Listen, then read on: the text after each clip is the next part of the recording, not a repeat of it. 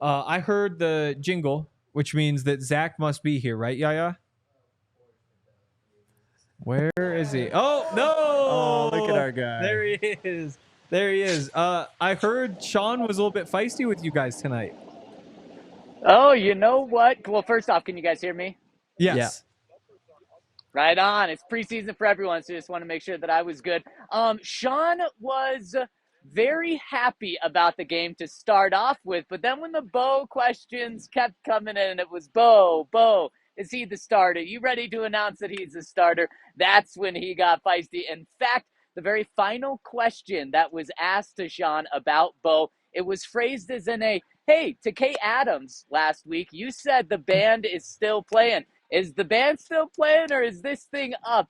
And Sean wasn't too pleased with the way that was phrased. I don't think so. He said, "This is the last time I'm talking about Bo tonight." He literally said that. Typically, you don't hear coaches say that. He said, "Enough with the Bo questions," and he said, "The band is still playing. I like the way they're sounding, but I'm not dancing yet." But I'll tell you what, privately, he has to be going nuts right now. I mean, he's probably listening to music in his car, dancing like crazy because of what he just saw from Bo Nix in back-to-back games. And Henry, you and I have been out there at training camp. The first week of training camp, Bo looked like a rookie, to put it kind of how it was. It wasn't bad, but he wasn't great. Since then, he has been on an upward trajectory, including the two games that everyone has been able to see. He's been outstanding. 23 of 30 in two preseason games, and just about 3/4 of time, he's put up 30 points in those games, over 205 passing yards, 2 touchdowns, and he led his team on scoring drives every single time that Lucas Kroll didn't fumble. Do you think we're going to see Bo again? Or do we have to wait until the regular season for more Bo Nix? I think the next time we'll see Bo Nix is on Wednesday when he's announced the Denver Broncos starting quarterback and he has a little press conference. I think that's the last time we're going to see him until the regular season because I don't think Sean Payton will play Bo. I mean, we saw it already. Look, Bo could have easily gone out for more series tonight. He took care of business super quick tonight. We saw him throw, 21 passes last week. Tonight, he throws only 9 passes. But Sean Payton had seen enough. I know some people that we were talking to weren't very happy that Bo only played in 2 series. And it's like, no, we want to see more Bo. Give me Bo. But what more do you need to see? I don't need to see anything more, and I don't think Sean needs to see any more. So I think this thing is done. I think Bo Nix is the starting quarterback for the Broncos, and we won't see him until Seattle's game, and that's going to be very interesting when he is the starting quarterback of the Broncos. All right. Zach, 13 penalties tonight for 120 yards. Did Sean have anything to say about that? I mean, there are a lot of penalties, too, that extended drives for the Packers. Oh, Jake, that was something Sean had a lot to say about. In fact, he said that was enough penalties for 3 games, not 1, not 2, but 3 games. So he's upset with that, and as he should be. You see how many times, not just tonight, but last week too. That's when it's a concern, is when mistakes happen in back-to-back games, whether it's a fumble, whether it's an interception, whether it's taking a lot of sacks, or whether it's penalties. And this team has obviously had a lot of issues with penalties over the years, and if that continues to happen this year, they will lose games because of that. How many times tonight and last week were the Broncos in scoring range and then they were bumped out of scoring range? Or tonight, how many times were they about to get the ball and then J.L. Skinner has a roughing the kicker that gives the Packers a first down instead of them having the ball? They cannot have these mistakes, and it's not just happening with backups. It's happening when the starters are out there. I think 4 penalties last week when the starters were out there, multiple penalties when the starters were out there tonight. And at halftime, the Broncos had 173 offensive yards. They had 75 penalty yards. The Packers had 69 total offensive yards. Nice. The Broncos had 6 more penalty yards than the Packers did offensive yards. On one hand, that's like, wow, great job to the Broncos defense shutting down the Packers offense. But on the other hand, you can't have those penalty yards because then you combine those and it's almost an even game in terms of the yards that you're just giving the Packers there. And if you do that, the NFL, it's not like college where you can afford to have really sloppy games and still win. If you do that in the NFL, that's going to be really tough to win games. Is Tim Patrick a starter? Oh, without a doubt. And Tim Patrick, I mean, Bo Nix is obviously the story of the game. Tim Patrick is the second story of this game. And it was so cool seeing him not only score a touchdown, but have a crucial first down catch from Bo Nix on that drive. And then also to see him get in the end zone and give the mile-high salute to the fans after missing 1,000 days. After not getting in zone for 1,000 days, he finally gets in.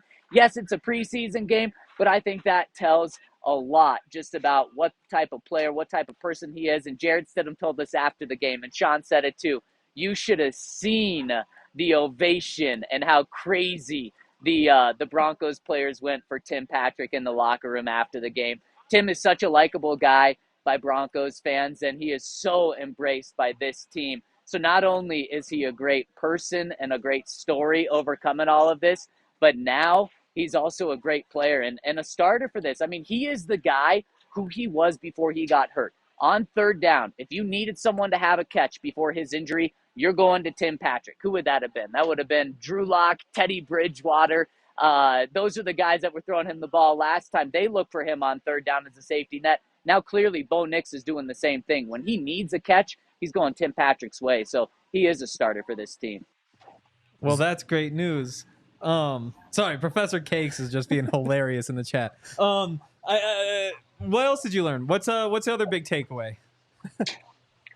Well, the other big takeaway is, I mean, just a dominant performance by this team, 27-2. And now that's exactly what the Broncos should have done.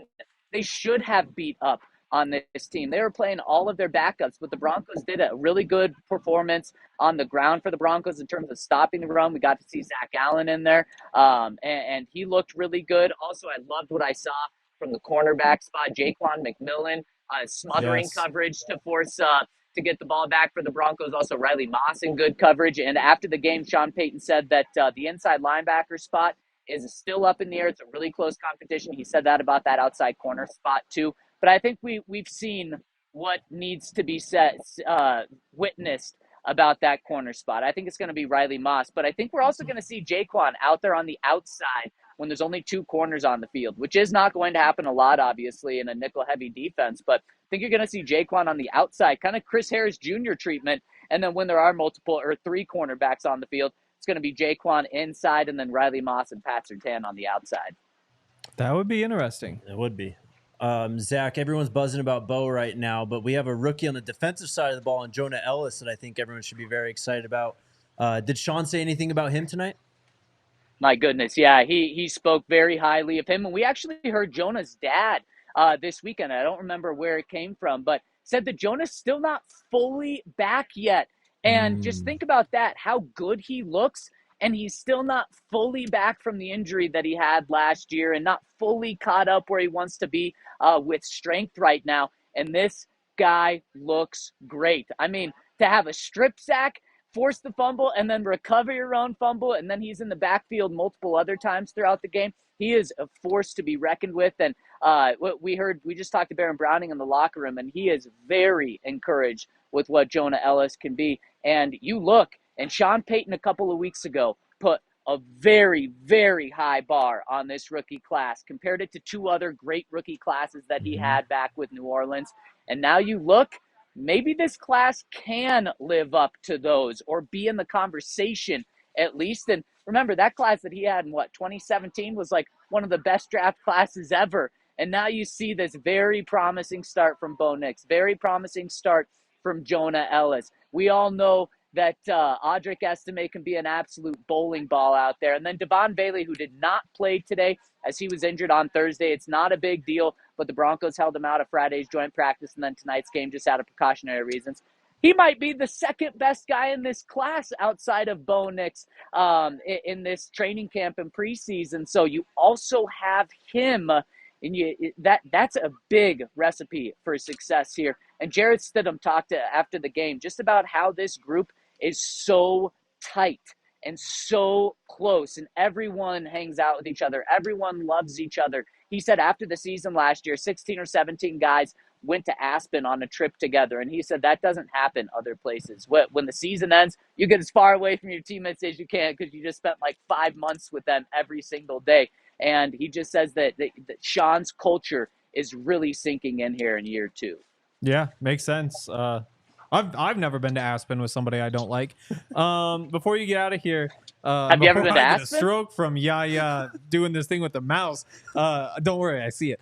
You really liked what you saw. You had Jarrett Stidham with like a 14, Zach Wilson with a 10. We were a little disappointed. What do you like Explain about yourself, those guys? Zach. Explain myself. This thing's over. Why would I kick someone when they're down? Bo Nix is the Okay, Broncos fair starting enough. quarterback. And hey, you know what really put it over the edge for me with Jarrett Stidham? Lowering the shoulder and just going, just putting his body on the line. I mean, it was completely different than John Elway's helicopter. That was in a Super Bowl. This is in the second or third quarter of a preseason game. It's But what Greg that Dulcich is did. He did the that helicopter. is what you want from a backup quarterback. Just someone that when he's in there, he's going to put everything on the line for his team. And so I absolutely loved that effort from Jarrett Stidham, and that really kind of rose the grade for me there. And then Zach Wilson, I mean, I liked how he hung in there even when things were tough. I mean, 2 for 6 is not impressive, 26 yards. And the sacks, I mean, I didn't really think the sacks were that much on him, but come on, why are we going to kick someone when they're down? Bo Nix is the Denver Broncos starting quarterback. And that's really all that needs to be said. And to give you guys a timeline, I laid it out last week, I think last Tuesday on this show. What's going to happen? As I mentioned, Sean Payton said, I am not naming a starting quarterback tonight. He got pretty pissed off with the media when we just kept asking him that question.